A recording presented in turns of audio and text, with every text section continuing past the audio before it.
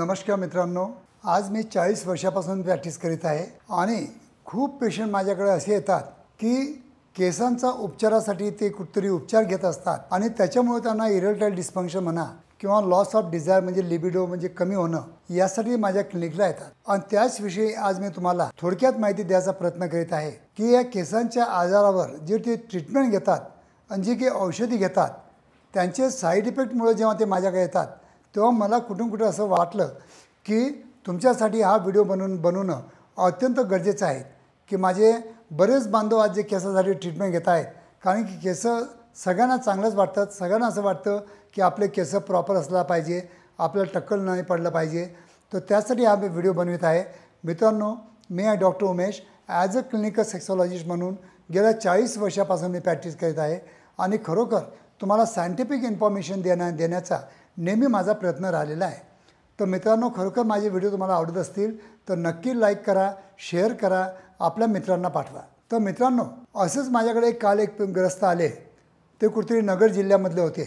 कुठेतरी नगर जिल्ह्यामध्ये एक डॉक्टर आहेत ज्यांच्याकडे 300, 400, 500, 1000 पेशंट रोजचे केसांच्या ट्रीटमेंटसाठी येत असतात असं मग त्या पेशंटने मला सांगितलं. आणि प्रत्येक पेशंटला ते एक ऑइल लिहून देतात ज्याच्यामध्ये मिनॉक्सिडिल असतं आणि फेनेस्ट्राईड असतं. ते लोकल ॲप्लिकेशन द्यायला सांगतात.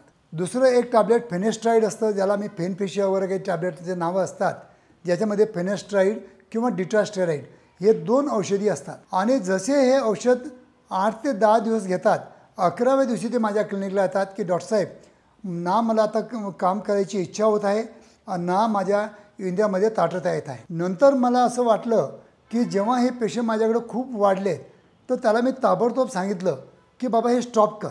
काही तुझ्यापूर्वी पण माझ्याकडं असंख्य पेशंट आलेले आहेत की ज्यामुळं या फेनेस्ट्राईड टॅब्लेटमुळं किंवा लोकल ॲप्लिकेशनमुळं त्यांना नपुसंकता येऊ शकते आणि त्यांना इरेक्टाईल डिस्फंक्शन होऊ शकतं आणि ते परमनंट डॅमेज पण होऊ शकतं.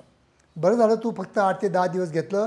जास्त दिवस जर घेतलं असतं तर कदाचित परमनंट इम्पोर्टन्सी पण येऊ शकतं. जेव्हा मी हे सगळं याच्याबद्दल रिसर्च केलं तर मला असं जाणून आलं की या आलेल्या नपुसंकतेवर कोणत्याही प्रकारचे ट्रीटमेंट उपलब्ध नाही आहेत. तर मित्रांनो, तुम्हाला मी रिक्वेस्ट करतो की जे कोणी केसांसाठी जर ट्रीटमेंट घेत असाल तर तुम्ही तुमच्या डॉक्टरला सांगा की याच्यामध्ये नपुसंकता येण्यासारखं किंवा लॉस ऑफ डिझायर म्हणजे लिबिडो कमी होण्यासारखं काही औषध तुम्ही जर लिहून देत असाल ते लिहून देऊ नका. तर हे तुम्ही नक्की लक्षात ठेवा. नक्की तुमच्या डॉक्टरला सांगा म्हणजे त्या हिशोबाने ते तुम्हाला चांगलं प्रॉपर प्रिस्क्रिप्शन देतील. तर मित्रांनो, जर तुम्ही पण हेअर लॉससाठी जर ट्रीटमेंट घेत असाल तर ही काळजी नक्की घ्या. आणि तरी मी तुम्हाला अजून सांगतो, जे मिनॉक्सिडिल फेनेस्ट्राईड जे टॅब्लेट आहेत ह्या टॅब्लेट तुम्हाला हेअर मेंटेन करण्यासाठी असतात. तुम्हाला नवीन हेअर उगवण्यासाठी हे औषधी किंवा हे सोल्युशन नसतं. तर हे तुम्हाला लाईफ लाँग घ्यावं लागतात असं डॉक्टर लोक सल्ला देतात.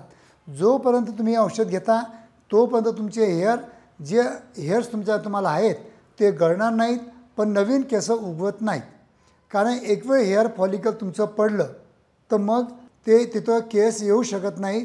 त्यासाठी तुम्हाला कंपल्सरी हेअर ट्रान्सप्लांट करणंच अत्यंत गरजेचं आहे. आणि सगळ्यात बेस्ट ट्रीटमेंट आजच्या घडीला माझ्या मते असेल तर that is the PRP treatment for the hair loss. आणि जर तुम्हाला चांगलं प्रॉपर PRP जर करायचं असेल तर माझ्या मुलीचं क्लिनिक आहे, मॅक्झिमा क्लिनिक म्हणून आहे तापड्या सिटी सेंटरला संभाजीनगर येथे.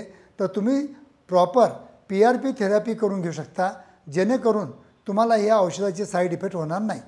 तर मित्रांनो, जर तुम्ही हेअर लॉससाठी ट्रीटमेंट घेत असाल तर ही नक्की काळजी घ्या. कारण की माझ्या क्लिनिकमध्ये रोजचे 2 ते 3 पेशंट फेनेस्ट्राईड टॅब्लेटच्या साईड इफेक्टमुळे येतात. हे सांगण्यासाठीच हा मी व्हिडिओ तयार केला आहे.